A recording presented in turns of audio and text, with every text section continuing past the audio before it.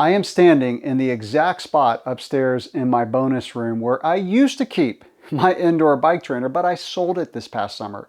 So in this video, I'm going to tell you why I sold it and what I did to replace it. I primarily use my indoor trainer because of weather. Fortunately, I live in an area where we have about 8 really good months of riding weather, and you can ride all year long, but the summers are really hot and humid and we get a lot of afternoon thunderstorms. Now, I'll say one of the primary reasons why I ride a bike is to be outdoors. It's why I choose cycling as my primary activity. But if I were coming home from work, I had a ride planned, it was summertime, but we're having an afternoon thunderstorm, then I would use Zwift just to get some exercise.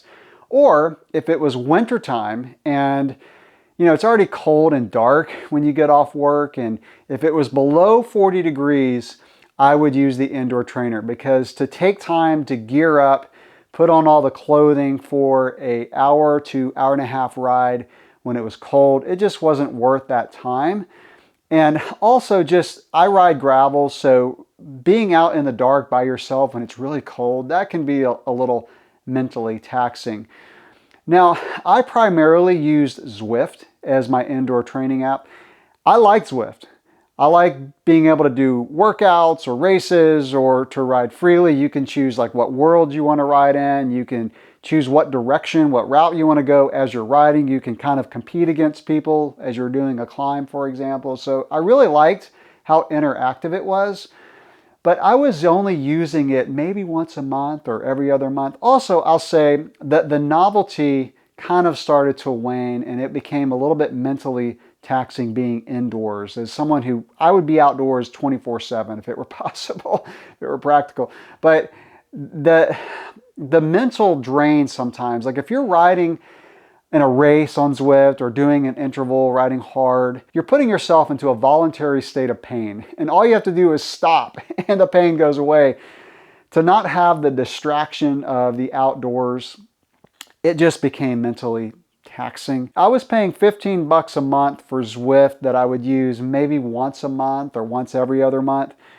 And it just wasn't worth it. Now, what I would do, by the way, is I had the bike on the trainer and I would just set up the mat, which the mat is right there, just in case I ever get an indoor trainer again. I still have the mat, but I would put the mat on the floor, pick up the bike and the trainer. They were already connected, set it up, put up the kicker climb, which I use the kicker climb. Now, I will say also that if I ever do get an indoor trainer again, I probably won't get the kicker climb. Even though I really liked using it, because I wanted to do a really quick workout after work, it just wasn't worth the extra time to set it up. My computer is right there, so I had a long HDMI cable running to the TV, which is right there.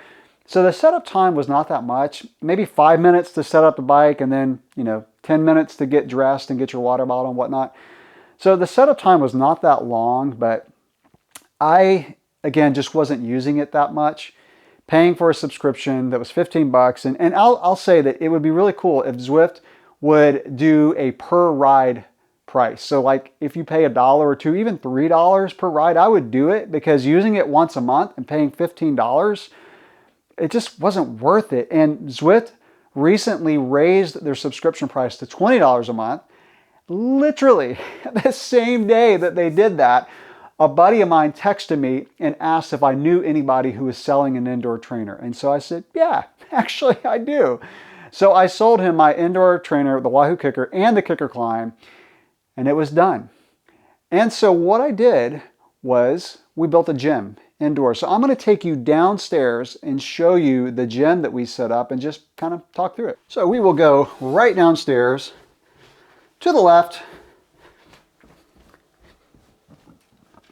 and behold, the indoor gym.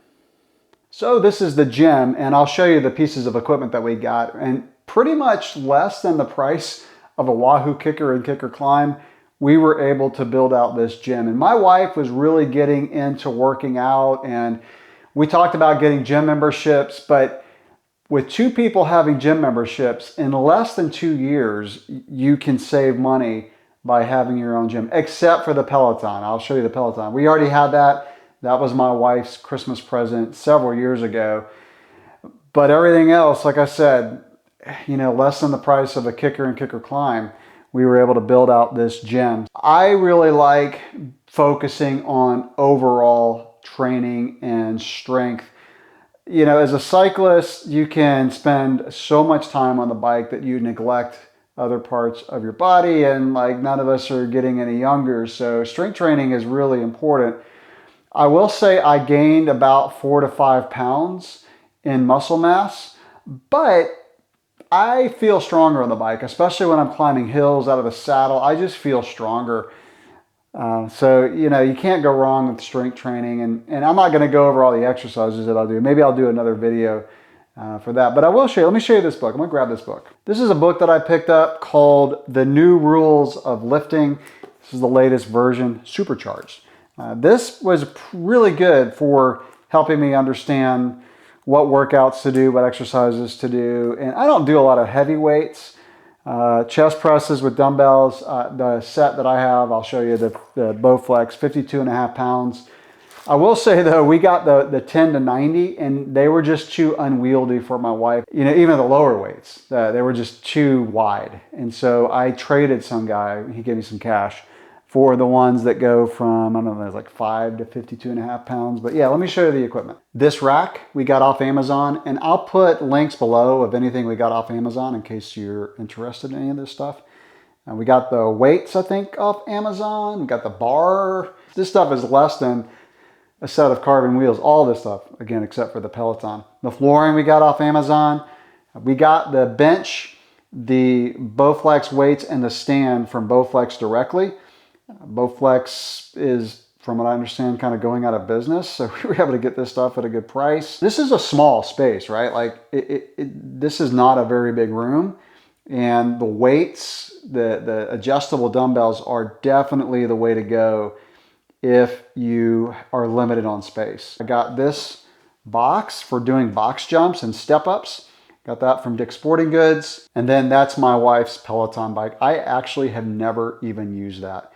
But it's an option, right? Now that I don't have an indoor trainer, if I wanted to spin and get some rides in, I could use it. I haven't used it yet. She's got some weights. I mainly will use this rack doing pull-ups. And then, of course, the bench and the Bowflex dumbbells, and then the box. With that, you can have enough weights to do pretty much anything for strength training as a cyclist, because I'm not going to do heavy weights. I don't even do bench presses. I really just use this for pull-ups. I love doing pull-ups. It's like one of the best exercises. I'll make a video that shows all the exercises that I do. I only do this 2 days a week.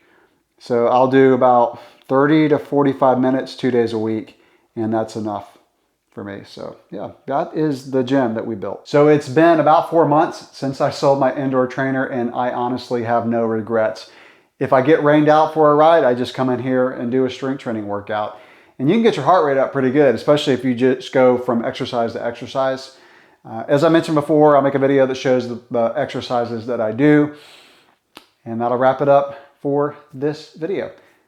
Any questions or comments, drop those below. If you have a little home gym, just put in the comments below what kind of exercises you do. I'd love to hear. Thanks for watching.